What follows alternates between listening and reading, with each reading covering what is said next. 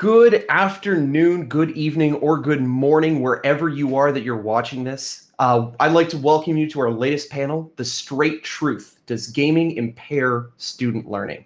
My name is Jeffrey Lashpell. I'm the co-founder of IQ Esports and the director of operations for The Conduit, which you may have seen mentioned about 30 seconds ago in a commercial. I'm very excited about this topic. I got a big chip on my shoulder about this. This was essentially the subject of my master's paper. And to discuss this, I have a bunch of amazing panelists who I'm going to let them introduce themselves, discuss their superpowers, and then we're going to talk a little bit more about the framing of this panel. I'm going to keep us moving a little quick because I think we got a lot of really good stuff to get into, and these guys all have an amazing set of opinions and different opinions on that. So without further ado, first I'd like to introduce Jacqueline Manor. Hi there. Gosh, I don't know. I've done Capcom Pro Tour working with commentating for fighting games. I've worked on the executive of esports teams, and now I am currently directing the esports program at Humber College. Absolutely. Next up, we have Alex Worden. Hi, I'm a longtime science and engineering teacher. I have a current esports club. We're about 3 years in at the high school level, 60 members strong, and we're having a great time with that. Then we have Jarrell Batak. Hey everyone, I'm the Esports Scholastic Instructional Coach and Curriculum Specialist for the North America Scholastic Esports Federation and the Orange County Department of Education. A lot of background just in general in terms of education, but primarily facilitating the NASEF Scholastic Fellow Program, which is a community of practice, which we've expanded globally this year. So super exciting stuff. And last and absolutely the least, we have Dr. Christopher No, I'm just kidding. Dr. Christopher Alexander. How you doing? How's everybody doing? Thanks for tuning in. I'm known as a professor of video games. I live and love video games, and I teach and talk about video games, and we research video games, as you may have seen in that previous trailer. Happy to be here. Absolutely. And so with all what we're talking about today, we've got two big kind of topics that we have to address. The core of this is, does gaming impair student learning? And given that this is the panel and where we're coming from and where we're broadcasting, I think everyone can kind of guess what the answer is going to be. Obviously, the video games are the worst thing ever, and we all hate them. And no. Realistically, I'd like to take a second and acknowledge what those stigmas are. Obviously, this is a question that as educators, as people who work in schools, we address this, are asked about this. We face this honestly on a daily, sometimes basis. It's a constant sort of thing we have to work against and educate against. And so I want us to take a second and kind of get everybody's thoughts and maybe experiences in terms of what you've seen from these stigmas or where you see impairment and resistance coming in. In my own experience, it's been a lot of concern around addictions or distractions, that video games are separate from academia and they're a hobby or a negative activity that can pull you away from school. Does that resonate with everybody? Is that something you've seen, or are there other aspects that you've seen come into this? I've also seen overall total screen time being managed, something that you're supposed to cut down on to have a healthy lifestyle. So that comes up a lot from what I hear. Mm-hmm. Chris, Drell, Jackie, like I feel like that's a good catch-all to kind of acknowledge that core kind of stigma. And I mean, obviously, I've got a bit of chip on my shoulder about this, but these are very difficult things to work against when you have academia wanting you to not have video games in schools because they're a negative activity.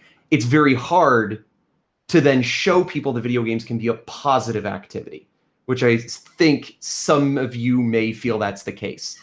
How do people feel about these concerns, this idea that video games are a negative or an addictive habit? Chris, I know you have some personal experience on this front that might go contrary to video games being a negative activity. You know, a lot of people like to talk about video games in the negative. You know, we're used to that sort of thing given what we do, but a lot of also what we're doing is educating the population about some of the benefits. For example, it is possible to do something like have 3 jobs and save up and take care of your family, as well as be a globally ranked video game player all at the same time while doing a PhD. These types of things exist. We know that they exist, but I believe it's all about balance, individual, concern, direction, and excitement, right? Like, you have the ability to manage and you can be surrounded by loved ones. It's up to you to think about how video games can incorporate themselves into your lives. All of us on this panel, we live and breathe video games. in varying ways that contribute to our livelihood. So we know it's possible. Absolutely. Ways that we see that being, or ways we see it being possible. Other thoughts about these stigmas, Jarrell? Do you have any thoughts on this? Yeah, and I'm echoing off of what Chris was saying, right? I think, when we talk about the negative stigmas, I mean, that's the whole reason why we're doing this work, right? Like, we're providing these safe spaces for the students to learn and practice the digital citizenship skills that they need in order to survive and thrive in this space, right? And so I think, again, part of the work that we're doing is equipping them with the tools and resources within these safe spaces for them to take ownership of that healthy balance that Chris was talking about, right? Like, I mean, if anything, if we just let them loose and, do whatever, then they aren't getting those skills, right? If we provide those spaces, not only are we providing the framework and scaffolding for them to learn, but they're learning from their peers. They're learning with their peers. And I think that's much stronger than an adult coming in and saying, you need to do this, right? Like, they're learning together. They're already learning in these spaces. So how can we support that? Yeah. I feel like, given your experience, Alex, that will really resonate given what you've been doing. Yeah, what we see is our players are coming in from the solo queue environment, which can be antisocial and toxic. And what we're able to do is bring them into like a safe space where everybody's on the same page regarding expectation and behavior. And they're able to work together as a team and coordinate and just really learn and take their game to the next level, and do so with kind of a goal-driven style of purposeful practice. That's really awesome. You make use of data and statistics and really kind of tie in with a lot of the academic stuff that they're doing. How does that, and I guess to bring it home, Jackie, how does all of that kind of come together in terms of what you've seen with the students at Humber? I know Humber College has had a lot of success at the competitive level between their teams. In whole teams that do study sessions together, compete together. How does that resonate with what you've seen? In terms of what students bring to the table, they bring a lot of passion to the table. And I find that sometimes the passion can actually get in the way of their studies, and it can be detrimental unless they are consistently reminded of how to timetable properly. And even though practice is important, and I want to take the program to a level where, it's recognized and it gets curriculum and infrastructure built around it, if I keep seeing, the stigma of gaming is addictive and gaming is something detrimental to their marks, and then their marks are affected because they are entering all these tournaments, I mean, I am just adding to the stigma. So I actually have to take like a lot more precaution with the students to always make sure, exam weeks in 2 weeks, exam weeks in 1 week, because even though we shouldn't be held to a higher standard, our students are scrutinized more, and they can't just be regular students because they also fall under this gamer label, and there's so much negative baggage on that students that are in the esports program kind of start a little bit further back because the professors are like, oh, you were just playing video games. But then my Call of Duty team is like, well, I just won $25,000 playing video games. So it's really tough to, make sure they still see the value of continuing the educational piece while also battling, all of the stereotypes of what gaming means. And then also, if they do fail the course, I'm like, did I allow that situation to happen where they've just succumbed to every label we give them anyway, Yeah. Chris, did you look like you were loading something there? Yeah, I was excited about what Jackie was talking about with regard to curriculum and the embodiment of how their studies can match their video game play. A lot of success was seen at Humber, is starting to be seen at Ryerson. So I didn't want to take it over into that direction, but I get so excited when Jackie starts talking about curriculum. I'm like, oh, are we going there? But I think it's important to acknowledge that there can be that tie between curricular curriculum and studying and the medium itself. So there's a lot of potential there in terms of bolstering students' academic prowess via the medium, because there's science in there, there's computer science, there's technology, there's even culinary arts. There's a ton of things that can be extracted from this industry that it would do well for us to incorporate that into classroom instruction, because as Jarrell said, they're doing it anyway. Now, Jackie brings up a super good point too, which is that the perception is that the video games are wasting time and taking away from studies. But if we look at the GPAs of the esports players, they're actually some of the highest in the entire school. Most of my players have above a 4.0 GPA. And then there are exceptions that are hovering around 2.0. And for them, that code of conduct and eligibility, the esports team is the thing that's making them turn in their assignments. That is their sole motivation to get assignments turned in and get above that 2.0 mark. So there are kids that can take it out of control, but I think that an esports team is such a supportive and friendly environment that it's definitely pro academia. It's a scholar gamer, not just an esports athlete. I want to very quickly jump in and say, just for chat, I'm keeping my eye on chat. If there's a wealth of knowledge here and a bunch of different experiences, if you are at all interested about knowing individual things that aren't even necessarily related to whatever tangent we're attacking at that moment, please don't hesitate to ask a question. I will try and weigh in with any chat questions that come up. Now, I think between Alex and Jackie, there's a really interesting thing that comes up, which is that Jackie really hit on, which is this idea of engaging with the student.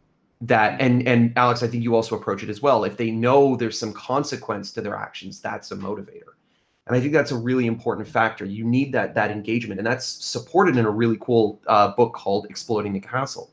A study that was done in that book showed that basically in 4 classes, video game was used to teach math. And in 3 of the classes, the teacher was engaged in participating, telling stories, encouraging the students, engaging with the kids. In those 3 classes, their math scores improved against the baselines that were taken beforehand. But in the 4th class, the teacher spent more than 85% of their time sitting at their desk letting their kids play video games and not engaged at all. And those kids actually trended downwards. And I think that kind of resonates. And Jackie and I joked about this a few weeks ago of we never learned anything from Math Circus when we were kids because we just got thrown at the computer without the context or the motivation. Do you guys feel like that's something that can be made implicit to games, or do we need that external systemic pressure in schools to round it out, that engagement? If that's ever built into the system, then I'm out of a job. Fair point. Chris, what do you think? No, I wanted to hear Jarrell expand on that. Oh, Jarrell, yeah, go, please. It's interesting because if we're talking about like that unstructured just play, I think there's benefits to that. I totally think there's benefits to that. But if we're talking about integration, right, curricular integration, you really have to be intentional. I think the facilitator, whoever's holding that space, right, they need to really explore. Not just like, oh, what game are we going to play today? It's no, what are my learning outcomes? What are the outcomes that I perceive for my students? Whether it be in SEL, that's super important. Whether it be in subjects like math and science, right? That's important too. But it really depends on the facilitator taking that role in leadership and really building those relationships with their students to understand their needs, right? Every population is different. Every school has their own particular structure and supports. Really building the community behind it in order to integrate it. And I think, and shamelessly plugging here, but with the Scholastic Fellows last year, part of the work was really diving into curriculum specifically. And so all of the fellows, educators, all in different spaces all over the US, looking at how they could take Scholastic esports and integrate it with their pre-existing programs. And part of that journey was, discovering all of the issues, discovering that there were needs to have, like Alex said, a code of conduct, right? Making sure that that's in place. So going through all of the failing and learnings and then coming up with robust curricula that could then be replicated or even just utilized as inspiration for other educators. And so they've all written things. And I think what's amazing about it is that there is no one way, right? There is no one way. Some educators have taken it, down the game design route, which is great. Some have taken it in a social studies route, which is even more interesting. And then some, do kind of balance between that casual and competitive, right? And I think there is no one way, and it's up to us to continue that conversation as educators and to continue to do things like this, to continue to meet and talk, to understand what are the different ways, and then laying that out on the table for us to really explore. Yeah, absolutely. Brilliant. What I like about that point, Jarrell, is you're talking from a perspective of understanding the medium and thinking about ways to connect. I know all of us have run into difficulty with people coming in saying video games are cool, so toss it in. It's not, and I love the way you talk about systemic integration, because it needs to be that kind of, how do we connect to what's already existing? How does it fit? Does it tie into governmental or key performance indicators at the same time? These types of things provide a holistic education. And that's how we develop curriculum anyway, right? Why shouldn't it be the same thing? Because we do it with film studies. Why we do it with radio? How should or could this medium, why should it be any different? It shouldn't be, in my view. And what I'm excited about is that you should be asking these questions. If somebody's like, we need to build a lab, somebody should say why and wait for the answer, because it's not just because it's trending that it's going to do well in a particular environment. And I know, Jackie, you've had experience with this, because you know, a lot of the schools, they're like, yo, we're going to run a lab, or when they get funding, like you say so many good things about it. It's like, people need to understand a little bit of how complex this particular integration of this medium is. And I think, so I really want to jump on part of what you were talking about there, which is this idea that many schools approach esports out of a nature of trending, that's exciting, that it's the big hot new thing. And while I'm very blessed to have 4 brilliant people in this conference call, I know a lot of schools are struggling to find the knowledge base themselves inside their institutions that can drive that. And even when they do, I know a lot of the time, and it's been the experience of a few of us in this panel, I'm not going to speak for everybody, but of a few of us in this panel, that we've been a sole voice in a school advocating, even recently advocating for video games to some extent. And I worry that that might be one of the key factors that impair student learning. Are you talking about putting an esports program in a high school and middle school? I'm approaching it as the need to educate and implement at a high school level, at a college level, the actual execution once a school decides to implement. I worry that, yeah, go for it. I don't think it's the problem of a lone voice. I think that we're looking at this from a very singular kind of way, where it's like esports would be beneficial for children.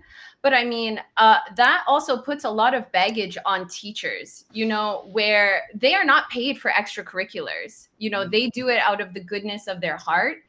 And especially in the Canadian system. And we're in a very tumultuous time right now where, you know, they have a lot on their plate. You know, they must be a mother, a caregiver, you know, like a parental figure.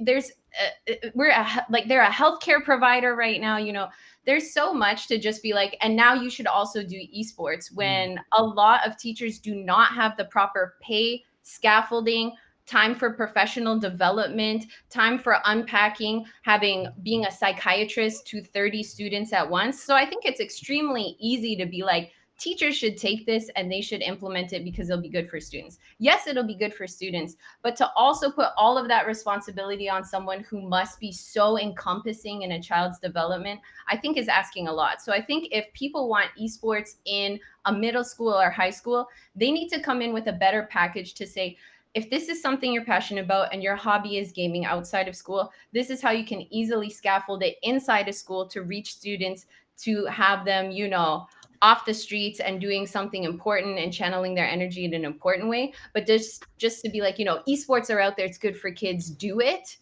You're not going to get the buy-in because they have families of their own, you know, like you have to go home and raise your own kids after. And it's just a lot to just be like, there you go, that's trending, do it, it's great for kids. I really would say this is something that a school board needs to take on. And if a school board is willing to give professional development time to send teachers to workshops and show they actually care about this, and there are studies that show this actually helps kids as much as sports extracurriculars, as much as having club activities at school, that is when it'll happen. This is not on teachers to take it on. They take on the world every day. This is on school boards to set teachers up to feel motivated to do it, where it's like, yes, you do this for free, but you are passionate about it, and we recognize that, and we recognize what you do for kids. That sounds amazing. Awesome. That is spot on with just the overload we've got going right now. And it is, unfortunately, I think there has to be a teacher in the region or the school district that picks it up first, because it ends up looking like a pilot program based off zero institutionalized knowledge, because nobody in that school district has ever done this before. I'm dropping in chat a link that I made to try to support some other coaches out there just getting started. But yeah, in our region, there's a very, very small number of schools. I'm in the Sacramento region, and there's only a couple schools up and running, and it doesn't seem like it's growing because nobody knows how to do it. That is exactly, and you know, it might not be supported either. Like, yeah, our program is volunteer run. There's no funding. We've gotten some support from our administration. They are awesome. But that was, you know, money they carved out just for us. It wasn't part of any budget. I mean, Jarrell, how do you feel about all of this? I think you've had made a lot of progress, had a lot of broken a lot of ground on this front with some of the Yeah, work you've done. well, I will say, number one, for NASEF, because we are a philanthropic organization, we are 100% supporting those educators that Jackie was talking about, right? Like they're exploring this new frontier, and a lot of times they're probably doing it like Alex, right? Pioneering it within their school. So how can we provide not just the resources, but the community and network to help support that growth? And, again, shamelessly plugging, the Scholastic Fellows are a great opportunity, I think. And then even beyond that, it really is, like I said, that continued conversation. I think the more that we build this community with that intention of supporting each other, right, and openly sharing all of our resources, I think that's how we get to where we want to be, right? And not to hate on any other orgs out there, but we really have to approach this open source, because it is that like new frontier. And if we're kind of just keeping it to ourselves or charging for it or whatever, then we're really kind of doing a detriment to where we're trying to go with Scholastic Esports in making it a viable learning opportunity within schools. Could I also add on a bit? Yeah, please. So I think there's also a difficulty with teacher buy-in because there are so many programs that gamify education. So we're talking about gaming and education. And what I mean by gamifying education is, there's Math Circus, Prodigy, Mathletics, Duolingo. All of these things are trying to gamify education. And if you're in the system, I have enough primary data that shows it's not working. So to convince a teacher that's trying to gamify the education, and there's enough studies that show, like there was a Club Penguin study that showed, the math scores didn't improve from doing all these gamified education strategies. There's another study in 2008 from K in Computers and Education that showed, the games made the children warm up to math, but it did not improve skills at all. So for them to keep having these ways to try to make education fun through games and not seeing results, and then be like, no, esports is a way, there's a disconnect there, because they're like, no, I've tried games, they're not learning from games. I tried doing this, and there are samples and samples and samples of just, even opt-in math summer programs, which was with like strong children who went to a math camp, were from strong socioeconomic backgrounds. Even then, with everything going for them, they still did not improve their math scores through gamified education. So I think a really important thing is to let teachers know we're not talking about gamified education, but gaming and education, and ways to incorporate something that is so important to children and their hobbies. Pokemon alone is the most complicated math game with hidden math scores, with EVs and IVs. And, that's such an easy way to incorporate integers into your education in a way that can get you with connecting with kids.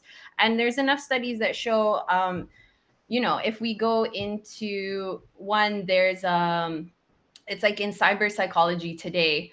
I can post the link in there. SAT scores versus hours played. There's a sweet spot of SAT scores not being affected at all, up to 4.5 hours. And this particular study was extremely biased against video games, but their data showed a positive correlation up to a certain point. And yeah, it would make sense that if you're doing 8 hours of gaming every day, of course your SAT scores would be affected.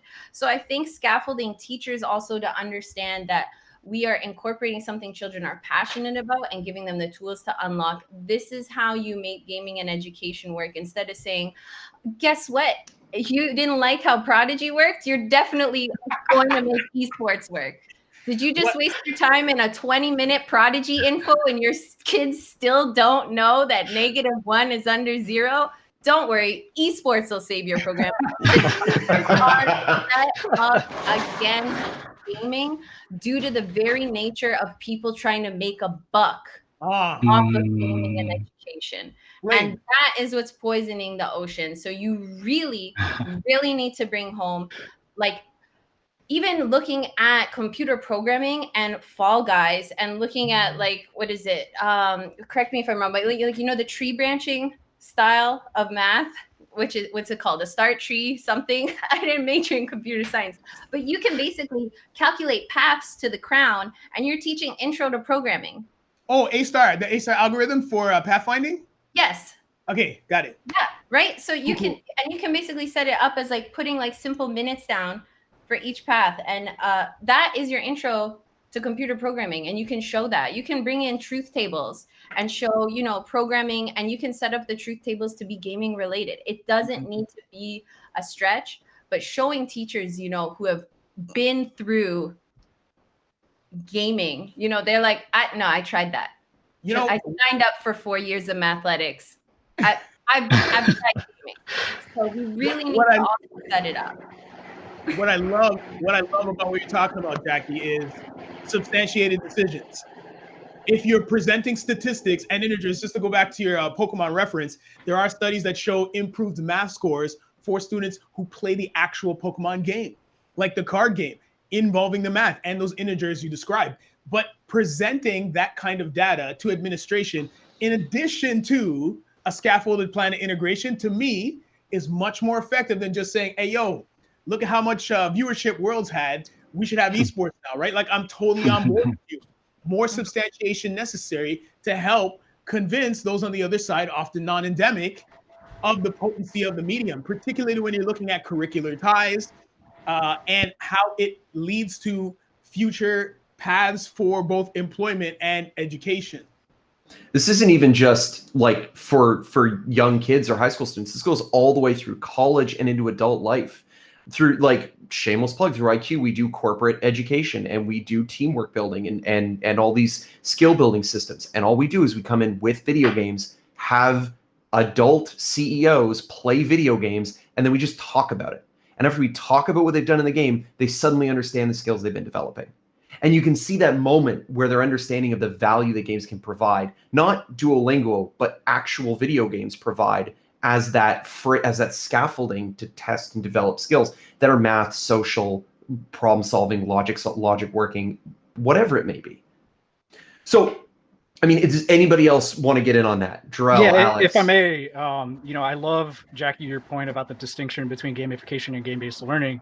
I take it even a step further beyond game-based learning. What we're doing here is interest-based, right? Like, we know that they're interested in, and whether it's video games or whether it's drones or whether it's robots or whether it's whatever, it's what our students are interested in is what our role as educators need to tap into. And that goes back to my point of like really building relationships with your students, understanding them, and ultimately meeting them where they're at, right? Like understanding that, and then going in and figuring out what tools and resources are going to fit that particular interest, whether it be video games or whether it not be, whether it be just creating content together. You know, it doesn't have to be games. I think it's interest at its core.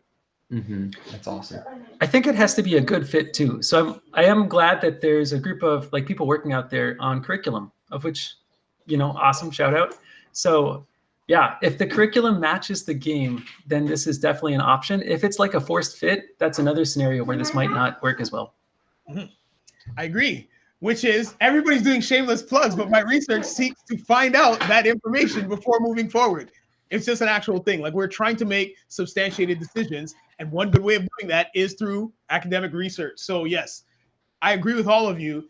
Data should be the first point at which we continue, whether or not it's aggregating student information in terms of what their interests are, and then cross-referencing that with what actually leads to improvement. And you're looking at the demographics of the different policymakers inside of academia to figure out, maybe they may not necessarily know about video games. Okay, let's bring some data to substantiate and educate. All of these things, the core root is data. Mm-hmm. That's it now.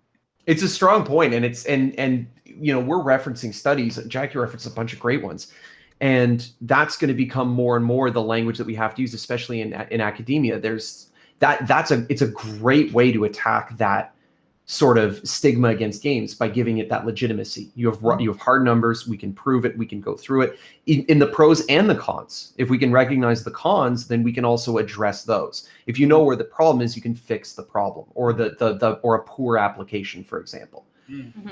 Really picking on Math Circus. I like Prodigy, by the way. I had time with my kids with Prodigy this summer. Prodigy's great. I can see how structurally it might be hard to implement.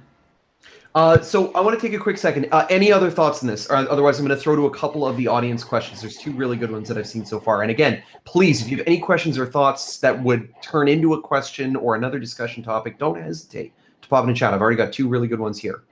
But any other thoughts before I go into another question or a first question? I'm ready. Which? Okay. So question one, as Christopher asks, as someone who is returning to education, a master's after 6 years out, do you have any recommendations to move from temporary strong motivation to long-term discipline with a balance of studies, games, and other life goals? This sounds a little bit like a more personal question. How do you frame and self-motivate? Alex, you're already hands up. Yeah. Okay. So my biggest challenge early on in coaching my club was that students show up and they are in game in the computer lab before I've even gotten there from my classroom, right? They're all in game, all loaded up, and they fully intend to play games for an hour and a half solid. And it's taken me almost 2 or 3 years to build up kind of what the club structure is actually supposed to be, which includes warm up, includes strategizing, includes talking about communication, includes like watching replays, includes I'm doing a book club curriculum when we're in person, and we're going to be doing a data analysis curriculum when we're on distance learning. So to have all those different components in place, you're basically training them. And I'm sure that just like parenting, as soon as you stop putting down a hard line, they're going to revert. And so I don't know that there is a long-term fix, right? Like this is kind of a constant battle to try to manage and make sure that your team is doing all of the productive, like purposeful practice that we want.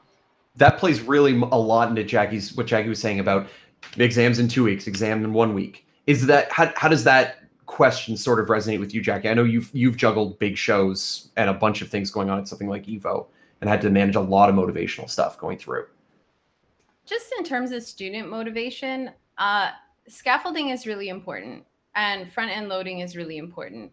And although we see that children are really maximizing their screen time and kind of sucked into it, I think you can look though at like a soccer match, and before the match happens, the kids are like trying to like bounce the ball on their knee as many times as they can, and they're still playing. And excuse me, you still have to kind of find a way to, yeah, it's fun time. And then when coach shows up, it's time to show up. And a lot of esports players haven't really grown up in that kind of team dynamic setting where they don't understand simple things like you have to go to practice because your team depends on you.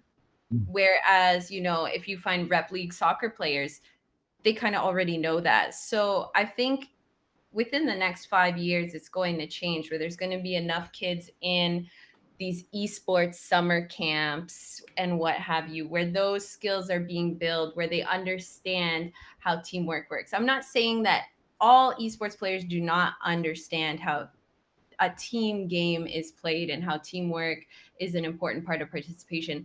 But if I can make a sweeping generalization, just a lot of times the structure is not there in terms of understanding why the practice is important, why showing up to your team is important, just because they haven't been doing that since 3 years old. Where the kids going to baseball, like their dads have played baseball, their grandparents played baseball, and structured in. So it's not there now.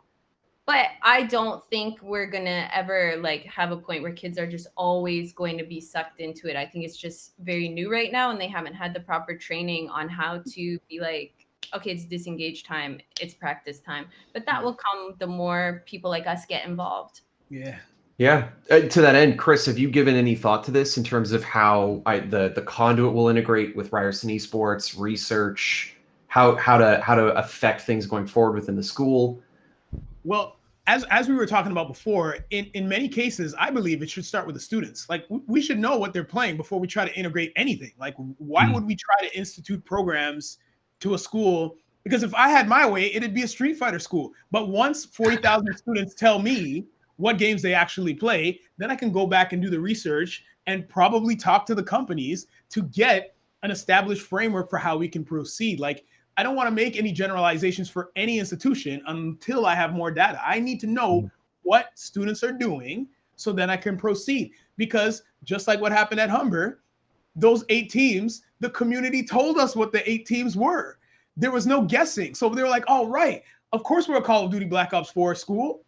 because the students told us they were a Call of Duty Black Ops 4 school, right? So I think it has to start with the players and the students in this case, and we can move forward from there. And so that's kind of the crux of the research that we're doing.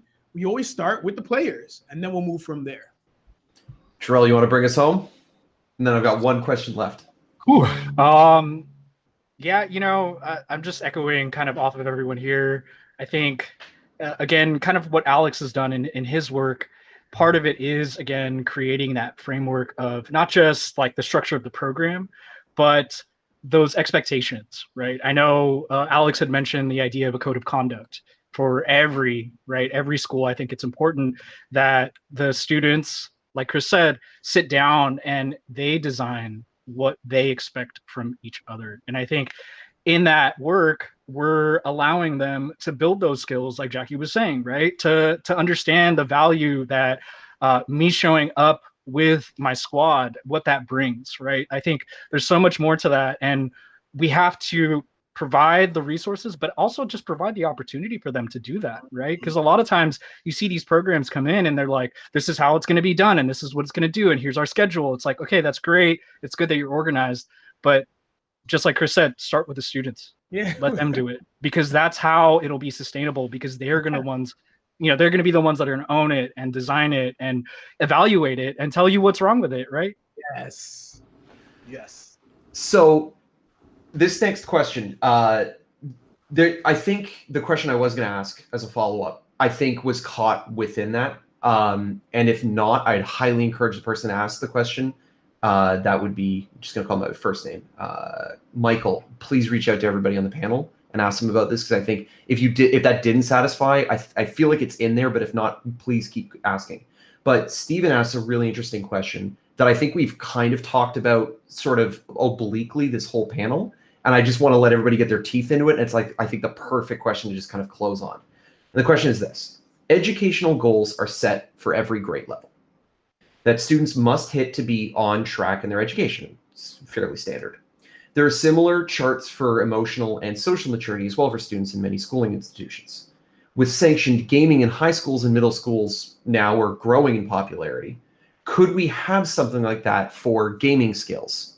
Which is, I think, something that we've been saying we need to have, but is there a way that, or particular things that the four of you would want to see within that, or that they'd be identified by? Because I think we've been very clear that that's something that it's part of that holistic school board approach, but what's everybody's thoughts on that? Jackie, you ready? Yeah. So there is actually a new curriculum implemented in Ontario this year for math curriculum. And a big part of it is called social emotional math. And I think where gaming can build on the social emotional part of math is a lot of students are lacking resiliency. And an easy and safe space to set up resiliency is losing in a game. And in particular, I too would like to put forward Street Fighter, because nothing hurts more than losing in Street Fighter. You are not on a team. You cannot shift the blame on four other people. The reason you lost is you and you alone. You Ooh. lost because you were bad. And when you lose, you go to the losers bracket. And guess what? There's no participation medals in life, you know? And so I really think that resiliency piece is an important component in the math curriculum, because guess what? Students are losing in math, and they are having the same salty effects that happen when you lose in Street Fighter. You feel worthless. You feel like you're not, good enough at anything. It validates all of the things in your mind that you hate about yourself. When you can't do the math on the page, it feels the same as when you lose Street Fighter to me. So if you can then teach students that you just lost Street Fighter, how are you going to get better? Are you going to choose to go cry about it and do nothing? Or are you going to choose to go lab it out and get good? So if you do that, why can't you do that for math? Because math isn't going to get better unless you go lab it out. Are you doing your times tables? I'm reading frame data on the toilet. You can read frame data anywhere too. You know, it really, really applies directly to building that resiliency, and it's already implemented in Ontario curriculum. So if we can simply tell teachers, you know, have your kids play Fall Guys and get eliminated and unpack that feeling, because it sucks. And kids are feeling it when they do math. So I think that is the easiest way. Have the teacher play the kids. When a kid beats a teacher, they can't beat them at math. You know, they're already got they did the grade. But when a student can beat a teacher at a game, that kind of value that the student gets, and also like that teacher builds resiliency, because lots of teachers are afraid to make mistakes. And teachers need grit.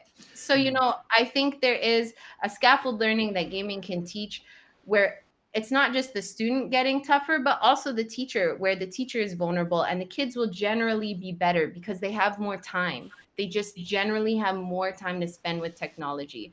And then from there, you can build those feelings of, yes, you can do math, you can be great. But just like Street Fighter, you need to take the time. And kids will level with that. That was a stunning answer. That was awesome. Yeah. Fire. Queen. So I had a bronze silver team recently go up against a platinum diamond challenger team. And one of the things that the kids are learning now is to set goals and try to hit the goals. And the goal that they set along with me and the other coach, we're like, okay, you guys have to survive until 20 minutes. If you survive until 20 minutes, that is your win condition. You guys have won if you make it to 20. And if you pick up 1 kill on each of your opponents, that is your like bonus goal. And they hit 4 out of the 5 kills on the different players. They made it to 20. And like, I got into that Discord room because I was live streaming. I was expecting like them to be shouting each other and tilted out and raging and stuff. And instead they were like, yeah, we did it. And I'm like, this is awesome. You guys just went 4-32 in a League of Legends match. And you're actually, you know, you played clean. You guys played to your best ability. And that level of resiliency and avoiding tilt and avoiding the blame game, that's a huge life skill. So I'm so proud of those kids. That's so amazing. I'm so glad hearing That's stories awesome. like that. Yeah. On a similar note, Chris, I think your students may have found out that you play Street Fighter one time. What do you mean? Perfect opportunity to talk. So I don't know if you want to tell the story about when the students found out you play Street Fighter and kids started bringing their fight sticks into class, and how much more engagement you got from the students. Kind of spoiling giving the lead in the head of the story, but You know, I don't know. Sometimes students hear about what goes on. They watch my YouTube page or my Twitch stream, and they're like, you know what? I'm gonna take on this old man in Street Fighter. So sometimes I have to play a student in Street Fighter or Smash Brothers in front of 80 students. And let's just say at most times at the end of it, they're like, this guy really loves video games. That's it. It's not a complicated story. It's just sometimes it happens. So yeah, it builds resilience. They're just salty, but they want the grade, yo. You're marking the papers. They can't be like, this old man, I'm gonna get you. This old man, he plays third, yo. That's what he does. So, yeah. I don't know if that's the story you wanted, Jeff. that's about it.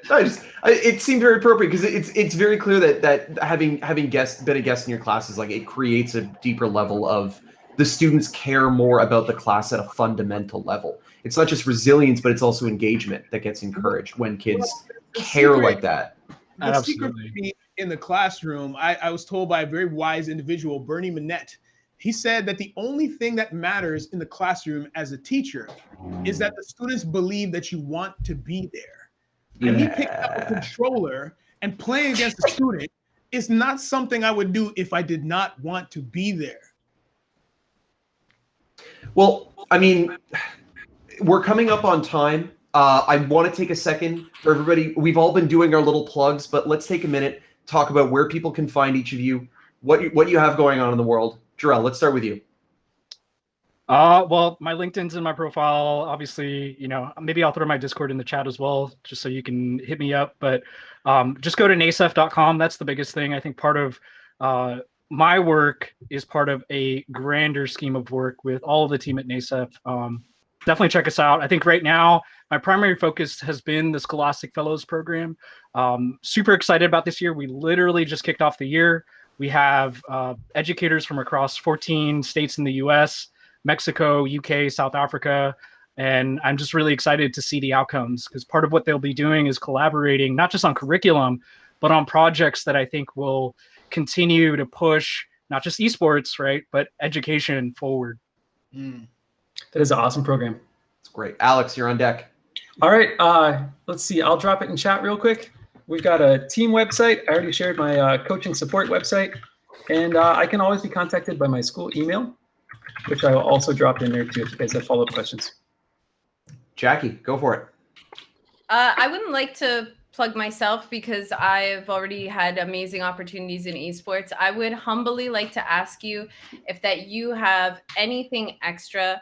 We are always taking donations towards scholarships. A simple donation of even $500 can be the difference in a student being able to eat or pay rent. And so if you have any scholarship opportunities that you would like to do, you can reach me at esportshumber on Twitter, or you can email me at esports@humber.ca. I humbly ask that if you are looking to do something like give back to the gaming community, a scholarship is the perfect way. It is a tax, write-off for you. And even the smallest amount, from like $250 a year for 4 years, can really make the difference in a student's life. Awesome.